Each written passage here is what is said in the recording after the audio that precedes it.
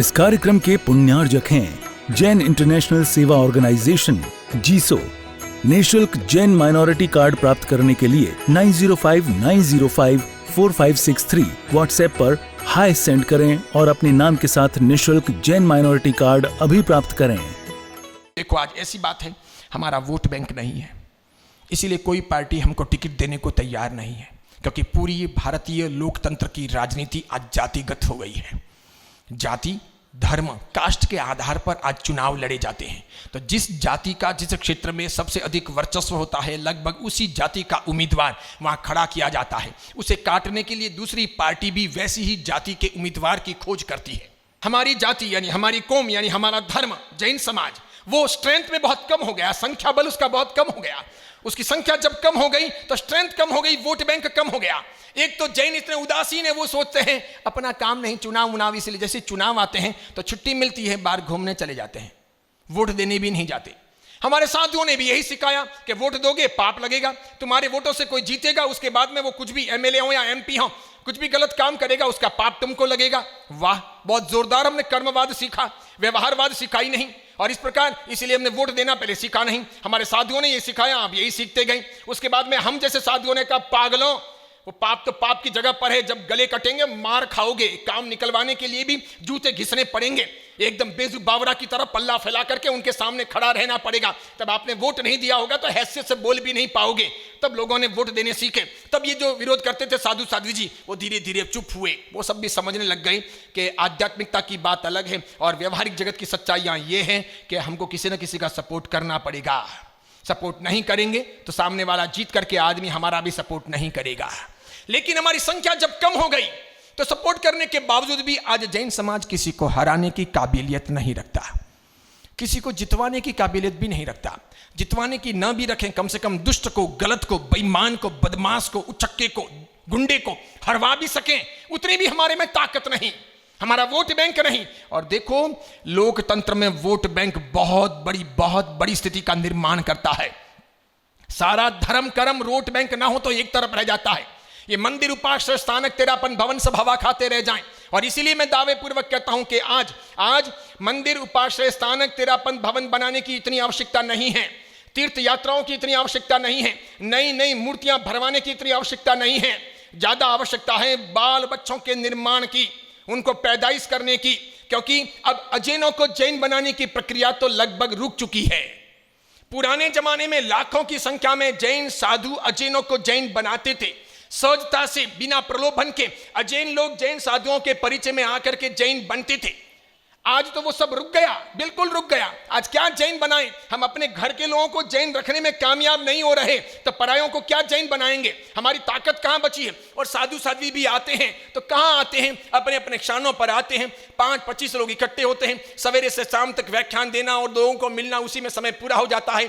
दूसरों तक जैन धर्म पहुंचाना है, कहीं स्कूल में जाना है, कॉलेज में जाना है, कहीं और स्थानों पर जाना है, जाहिर व्याख्यानों को देना है। मैं तो चूंकि ये करता हूं और भी कुछ महाराज साहब करते हैं, बड़ी मात्रा में करते हैं, लेकिन फिर भी इतनी बड़ी मात्रा में सफलता नहीं मिल रही जितनी मिलनी चाहिए। मैंने तो मेरी कोशिश करके हजारों लोगों को शाकाहारी बनाने का प्रयास किया, ऐसा दूसरों ने भी किया। जैसे एक स्थानकवासी संप्रदाय के संत थे, उन्होंने चित्तौड़ और उसके आसपास में बहुत बड़ी मात्रा में वीरवाल बनाए, धर्मपाल बनाए। ये वीरवाल और धर्मपाल कौन है पता है? दोनों की आज स्ट्रेंथ वहां मेवाड़ में और मालवा में लगभग 70,000-80,000 जैनों के आसपास की है। 70,000-80,000 वीरवाल और 70,000-80,000 धर्मपाल बनाए। और ये सब कौन? ये सब खटीक लोग, मरे हुए पशुओं का चमड़ा उतारने का जो काम करते थे वे लोग, उनको जैन बनाया। मैं उन क्षेत्रों में गया हूं। आज मालवा में, मेवाड़ में वीरवालों के और धर्मपालों के अलग स्थानक हैं। उन स्थानकों में मैं ठहरा हूं। उनके श्रावक भी सामयिक करते हैं, प्रतिक्रमण करते हैं। इसके सिवाय उन लोगों के जब सम्मेलन हुए वार्षिक, उनके साधु साध्वियों ने कहा तो मैं उनके सम्मेलनों में भी गया और बोला तो मैंने महसूस किया कि वाह, ये गजब काम किया। पशुओं का चमड़ा निकालते थे, ये काम करते थे। उनके बीच में रोज जा करके महाराज साहब ने प्रवचन देकर के उनका ब्रेन वॉश किया। और एक समय वो आया कि उनकी जाति धीरे धीरे जैन धर्म स्वीकार करने लगी और आज उनकी संख्या 70,000 70,000 के आसपास है। उनमें से कई दीक्षाएं हो चुकी है लड़के और लड़कियों की। लेकिन मैं तो ये कह रहा हूं, अब दूसरों को जैन बनाने का काम तो दुबर हो गया है, मुश्किल हो गया है, नेक्स्ट टू इम्पॉसिबल हो गया है, बहुत पीछे छूट गया है। अपने लोगों को जैन रखना ही हमारे लिए मुश्किल हो गया है। ईमानदारी से बताओ, आपके कितने श्रावक, आपके पति कितने पक्के जैन हैं? आधे लगभग निकल जाएंगे जो जैन नहीं हैं। आज भले प्रवचन में आए होंगे, बाकी डपोल संख है, पक्के तौर पर है। या कई सारी पत्नियां ऐसी है कि जिनको मॉल अच्छे लगते हैं, फैशन अच्छी लगती है, धर्म अच्छा नहीं लगता, वो मात्र करने के लिए थोड़ा बहुत करती है, डीपली गहरे नहीं उतरती। ये हमारे लिए बहुत तकलीफ वाली बात हो गई है। हम दूसरों को क्या बनाएंगे? और दूसरी तरफ सब लोगों में जोरदार काम चल रहा। सिर्फ 250 साल पहले स्वामीनारायण संप्रदाय खड़ा हुआ, आज भारत में और भारत के बाहर सब जगह फैल चुका है। अरबों खरबों रुपए लगा करके उन लोगों ने जगह जगह अपने मंदिर बना लिए। 1937 में कराची से एक ग्रुप भारत आया था, आज़ादी के 10 साल पहले 1937 में। 250 ये लोग थे, लगभग सभी के सभी सिंधी थे। लेकिन उन 250 के बीच का प्रेम, उनकी मैत्री अजब गजब की थी। उनका आपसी सद्भाव जोरदार था। रोज सबसे घुलते मिलते थे, हर सप्ताह एक मीटिंग करते थे या हर महीने एक मीटिंग करते थे। ये मीटिंगों का दौर, विचार विमर्श का दौर उन्होंने कितने साल तक जारी रखा? 15 साल तक जारी रखा। 1937 से 15 कितने हुए? 1952। 1952 में अंततः इन 250 लोगों ने मिलकर के प्रजापति ब्रह्मा कुमारी धर्म की स्थापना की। उनका नाम था ओंकार ग्रुप कराची। इन 15 सालों की मीटिंग में 250 में से एक भी परिवार या व्यक्ति कम नहीं हुआ। और 15 साल में उन्होंने नए किसी भी व्यक्ति को शामिल भी नहीं किया। अपने यहाँ पर तो कभी सकल जैन समाज की कोई मीटिंग बुलाई हो तो पहले दिन होंगे समझो 200 लोग, अगले सप्ताह फिर मीटिंग बुलाएं तो 200 में से होंगे 150 लोग, महीने भर के बाद में अगले रविवार को जब मीटिंग बुलाएं तो उन 150 में से होंगे मुश्किल से 50 लोग। उसके 4 महीने के बाद में फिर मीटिंग बुलाएं तो 50 नहीं 5 लोग भी गिनती के होंगे, और वो भी देर सवेर आएंगे। फोन करना पड़ेगा, यार आप समझते नहीं हो, आप तो कमेटी में हो, आपको तो कम से कम टाइम पे आना चाहिए। बस मैं पहुंच ही रहा हूं। झूठ के पुलिंदे मोबाइल आने के बाद में कितना बेवकूफ बनाते हैं अपने को। क्या पहुंच रहे हैं? अभी वो यहां से 20 किलोमीटर दूर है, वो 1 मिनट में पहुंचेगा कैसे? ऐसे करके हमारी मीटिंगें होती है। और उसके 2 महीने के बाद में टाइम फिस, हमारी सारी योजना एक तरफ। कभी भी जैन समाज पर कोई आक्रमण हुआ, साधु साध्वियों पर आक्रमण हुआ, संथारा जैसी कोई समस्या आई या अन्य कोई भी समस्या बनी, या फिर लोकल कोई भाषागत, राज्यगत या प्रांतगत समस्या खड़ी हुई और उसके लिए कोई जरूरी सम्मेलन बुलाना पड़े, इकट्ठा होना पड़े और हर सप्ताह इस प्रकार मीटिंगें करनी पड़े और अपनी योजना बनानी पड़े, तो हम ऐसे लोग हैं धीरे धीरे कम होते जाएंगे, जुड़ेंगे नहीं। वो भी कैसे? 5 यहां बैठे, इनका ग्रुप अलग, ये बाड़मेर का ग्रुप, वो किन का ग्रुप, वो तीनथुई का ग्रुप, ये तेरापंथी का ग्रुप, वो स्थानकवासी का ग्रुप, ये किन का ग्रुप, ये कच्छियों का ग्रुप, ये इनका ग्रुप। वो कुछ और बातें कर रहे हैं, वो कुछ और बातें कर रहे हैं। बार बार कहना पड़ेगा, भाई शांत रहो, आपस में बातें मत करो, ये मेन बात सुनो, इधर आओ, नजदीक आओ। उसमें कोई कुछ कहेगा, कोई कुछ कहेगा। मैंने नोट किया है, मैंने हजारों की संख्या में मीटिंगें अटेंड की है। हम शुरुआत करते हैं यहां से, उसके बाद में कोई लाएगा हिंदुस्तान, कोई लाएगा पाकिस्तान, कोई लाएगा बांग्लादेश, कोई लाएगा श्रीलंका, कोई लाएगा नेपाल। बात कहां से कहां जाएगी, घूम फिर करके जिस मुद्दे पर बात करनी है वो मुद्दा तो एक तरफ रह जाएगा, और बिना मतलब की बातों को हम इतना तूल दे देंगे कि हमारी सारी शक्ति और हमारा समय उसी में चला जाता है। जैन समाज की अधिकांश मीटिंगें इस प्रकार पूरी होती है। जो चीजें 5 मिनट में हो सकती है वो 5 मीटिंगों में पूरी नहीं होती, क्योंकि हम अननेसेसरी मुद्दों को, व्यर्थ के मुद्दों को बहुत वजन देते हैं। और कई सारे ऐसे लोग होते हैं जिनको बहुत सार्थक, क्रिएटिव करने के इरादे नहीं होते। वे मीटिंग में देर सवेर भी आएंगे, धीरे से सुंदर चल रही मीटिंग में एक मुद्दा ऐसा निकालेंगे जो बेकार का है, वो निकालेंगे और सबका ध्यान वहां आकृष्ट करने के बाद पूरी मीटिंग का सत्यानाश करके छोड़ देंगे। ये हमारी टेंडेंसी रही है। ये ऐसे कमबख्त लोगों ने जैन समाज का बहुत नुकसान किया है। सबसे पहले तो वैसा ब्रेन बनाया जाना चाहिए, वैसे थॉट्स तैयार किए जाने चाहिए कि किस चीज पर डिस्कस करना है। इसलिए मैं ये भी कहना चाहूंगा, हर व्यक्ति को टीम में नहीं लेना चाहिए। पैसे वाला हो इसलिए टीम में लेना ही आवश्यक नहीं होना चाहिए। इस कार्यक्रम के पुण्यार्जक हैं जैन इंटरनेशनल सेवा ऑर्गेनाइजेशन जीसो। निःशुल्क जैन माइनॉरिटी कार्ड प्राप्त करने के लिए 9059054563 व्हाट्सएप पर हाय सेंड करें और अपने नाम के साथ निःशुल्क जैन माइनॉरिटी कार्ड अभी प्राप्त करें। और कई सारे ऐसे लोग होते हैं जिनको बहुत सार्थक, क्रिएटिव करने के इरादे नहीं होते। वे मीटिंग में देर सवेर भी आएंगे, धीरे से सुंदर चल रही मीटिंग में एक मुद्दा ऐसा निकालेंगे जो बेकार का है, वो निकालेंगे और सबका ध्यान वहां आकृष्ट करने के बाद पूरी मीटिंग का सत्यानाश करके छोड़ देंगे। ये हमारी टेंडेंसी रही है। ये ऐसे कमबख्त लोगों ने जैन समाज का बहुत नुकसान किया है। सबसे पहले तो वैसा ब्रेन बनाया जाना चाहिए, वैसे थॉट्स तैयार किए जाने चाहिए कि किस चीज पर डिस्कस करना है। इसलिए मैं ये भी कहना चाहूंगा, हर व्यक्ति को टीम में नहीं लेना चाहिए। पैसे वाला हो इसलिए टीम में लेना ही आवश्यक नहीं होना चाहिए। जो आदमी समझदार हो, जिसकी पैनी नजर हो, बहुत जोरदार, जो डिस्कशन को और डिसीजन को अलग अलग समझ सकता हूं। मालूम है मैनेजमेंट के कोर्स में दो शब्द आते हैं, डिस्कशन और एक होता है डिसीजन। हम बहुत सारी बाबतों में डिस्कशन को ही डिसीजन मान लेते हैं और मगजमारी शुरू कर लेते हैं। डिस्कस करना अलग चीज है और डिसीजन अलग चीज है। डिस्कस किसी भी चीज पे कर सकते हैं, वो डिसीजन नहीं हो गया, इसलिए बेकार की मगजमारी नहीं करनी चाहिए। ऐसा करके सोचना चाहिए, लेकिन हम करते नहीं। वहां उन 250 लोगों ने 15 साल तक मेहनत की, आज वो कहां पहुंच गए? आज अकेले भारत में उनकी 62,000 शाखाएं हैं। कितना पुराना स्थानकवासी धर्म? 450 साल पुराना।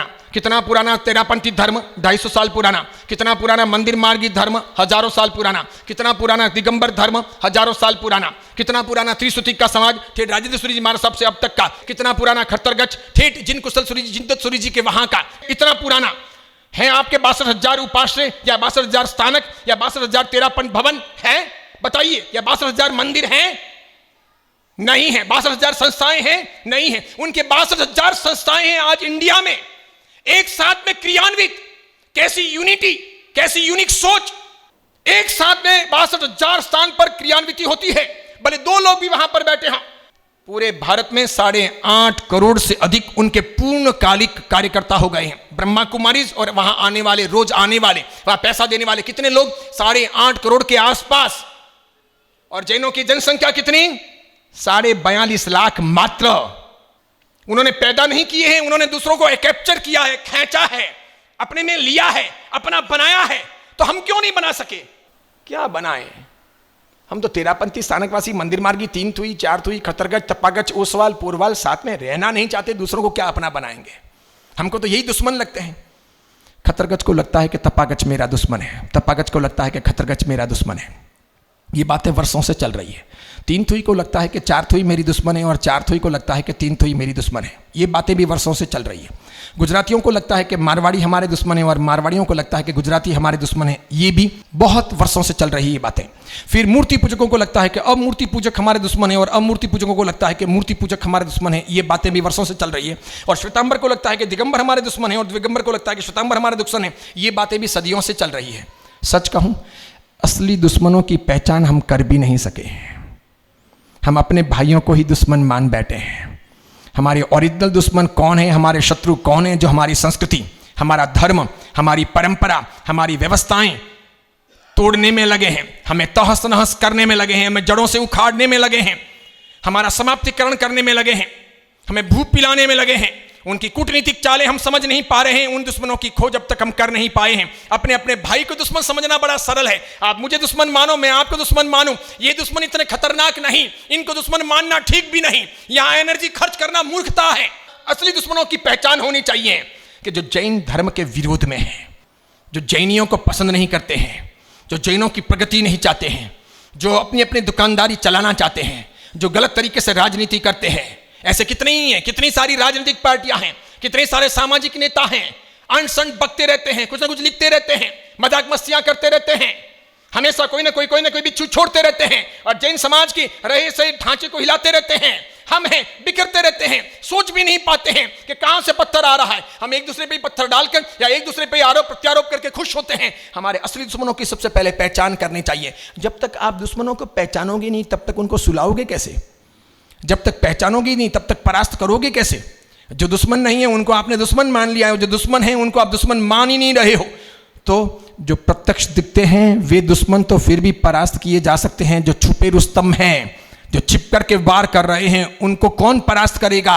जब आप पहचानते नहीं हो तो करोगे कैसे?